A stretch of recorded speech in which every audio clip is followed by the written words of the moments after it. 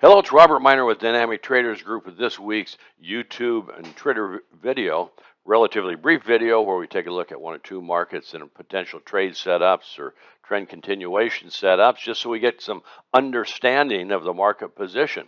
So we're going to take a look at gold and a brief update on Bitcoin. I did Bitcoin last week. We'll do a brief update on that, take a look at the position of gold and the probable trend direction over the next few weeks that you can take advantage of.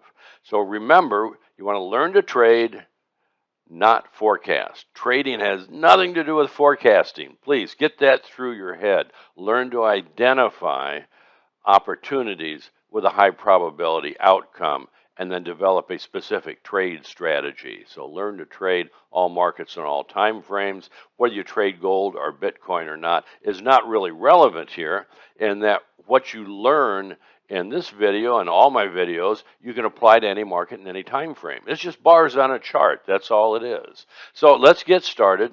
Let's take a look at gold. So this is the gold weekly data. It's the August contract.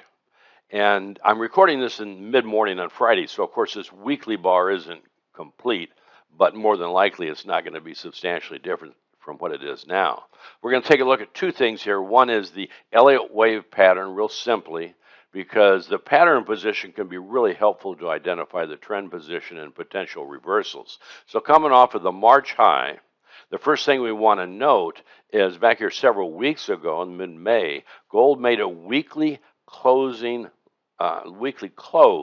below these swing high closes. I'm just showing one of them. That's called a closing overlap. And if gold were in an impulsive bull trend, it typically would not do that. So that was a really strong signal that the decline off the March high was not just a correction within a bull trend, but it was in effect, it's either a higher time frame correction or we could call it a bear trend.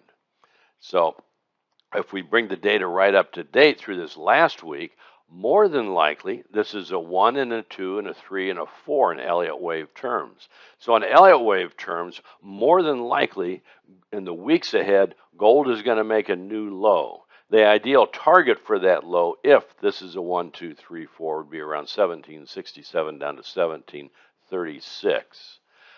So probably a ways to go in time and in price on the downside with gold. Here's what's going to probably happen this week.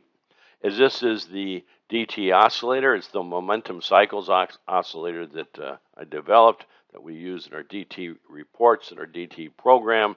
It's very reliable. If you don't have the DT program, use a stochastic. It's pretty much the same. Pretty close. All momentum oscillators are indicators, are just measuring rate of change one way or another. But what's going to happen this week is the 8 look back is going to make a bear reversal. And typically, if the weekly momentum makes a bear reversal, the 8 look back, there's at least a week or two follow through. In this case, sideways to down. That's kind of the minimum expectation. That's not 100% of the time. If we have any indicator, any piece of technical information that's correct 100% of the time, well, that's all we'd need. But unfortunately, it's not that simple. But this is very useful. More than likely, will be sideways to down for at least a week or two after this week. One of the reasons that the downside should be fairly limited is that the 13 look back is bullish from the oversold zone. And that's important. When we have these two look back periods, basically in opposite directions to each other, number one, it's representing that the market has been essentially sideways, which is exactly what it's been. And it also represents that probably not a strong trend is going to develop until these are both in alignment with each other. So the 8 is a little more sensitive, and we give the bias, the immediate bias, to the 8. So here's the information we got so far. The trend is a bearish trend that should make typically I should say, would make a new low in the next couple, 2 or 3 weeks, and would typically reach around 1767. Now that's not a forecast, that's just the information that we need to follow a market and we see if that information is confirmed or invalidated. Simply a trade above this past week's high would not invalidate it, but we'd want to take a closer look at it. And here's why. Let's take a look at the daily data. This is the daily data again. Probable 1 and a 2. The 2 made a top just short of the 62% retracement. A wave 2 typically retraces about 50 to 62%. That's the most frequent. Probable wave 3, and then again, since this May low, this is a corrective pattern. So this itself, we were just looking at this data, we took everything else off the chart, we'd say this is more than likely a correction, and when it's finished, then gold should continue a bear trend to a new low. So we just have virtually every piece of information from pattern of multiple degrees and time and price and momentum is all pointing to a probable new low before this bear trend off the March high is complete. So let's take a look at the daily momentum. The daily momentum made a bull reversal yesterday. Usually implies 2 to 3 days sideways to up. And how we use dual time frame momentums, if our weekly momentum is bearish, when that daily momentum makes a bearish reversal, then we have the weekly daily momentums in sync, and typically the market will then follow through in that direction. So in this case, the next bear reversal in the daily momentum, we'll then have the daily weekly momentums both bearish, and probably will continue that weekly bear trend. It will be a setup for the potential continuation to a new low. So far, we have what I've got labeled the wave 4. I got a question mark. I always have question marks on labels until they're proven out, because I don't want to prejudice my mind and say this is a wave 4. No, it's in a position to complete a wave 4, but it hasn't been confirmed. So what I got labeled as a wave 4 made a top, actually triple top, right at the 38% price retracement, and that's a typical retracement for a wave 4. And by the way, if you ever see people using 38% retracements on, we'll call them wave 2s and all, those are probably not people that actually trade. They read a book or something about fib retracements and Elliott wave. Very, very rare that a wave 2 is at a 38%. I never even put it on my charts when I think it's a wave 2 or a wave B. But for a wave 4, retracement is usually about 38 to 50%. So it's right at that. Next bearish reversal, likely within the next 2 to 3 days. The ideal day for that would be Tuesday, the 21st. That's just the really simple high to high to high.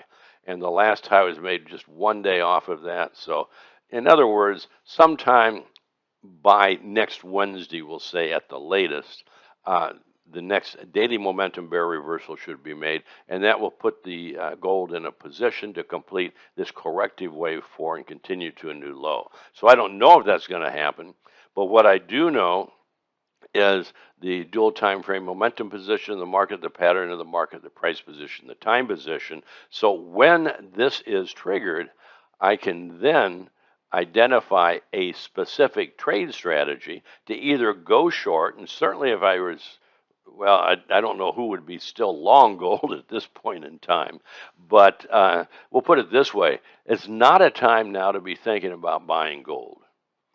It may be in the next 2 to 3 weeks be a pretty good time, very good time. So that's how we're looking at gold right now. Quick update on Bitcoin. Let's take a look at that.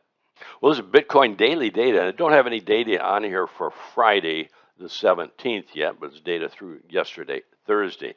You can take a look at last week's video for a more detailed view of Bitcoin, but I ended that video up saying that more than likely Bitcoin was nearing a weekly low, maybe even a multi-month low.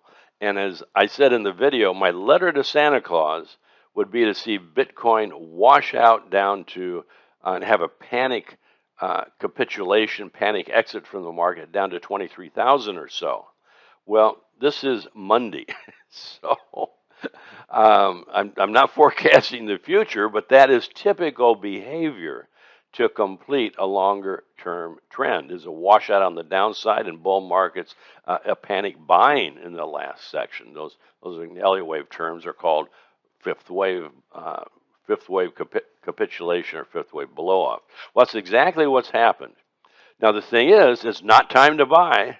Remember, a market can hit the time and price targets, the pattern, the momentum reversals, all of that, but it's all based on price activity. So Bitcoin needs to make a reversal and a reversal confirmation. And I don't know when those are going to happen. This past week, or this week that I'm talking, was the ideal week on the weekly time factors to complete a weekly low. And I think any weekly low we make is going to end up being a multi-month low. That's the ideal. We usually look plus or minus about a week or that. But I would be really on the alert over the next few days going into next week. That's what we'll be looking at with our DT Report subscribers for a specific reversal signal. And once that's made, that puts Bitcoin in a position to have completed this 5-wave decline, the weekly low. We'll then identify a specific reversal confirmation signal, and that'll be the go long setup. So in other words, don't start buying when a market gets into a time or price target until the market itself tells you that it's making a reversal and it's completing that trend or the counter trend. Well, that's it for today. I hope you have a fantastic week. Stay healthy, have some fun, and I'll be back with you next week. Take care. Robert Miner, over and out.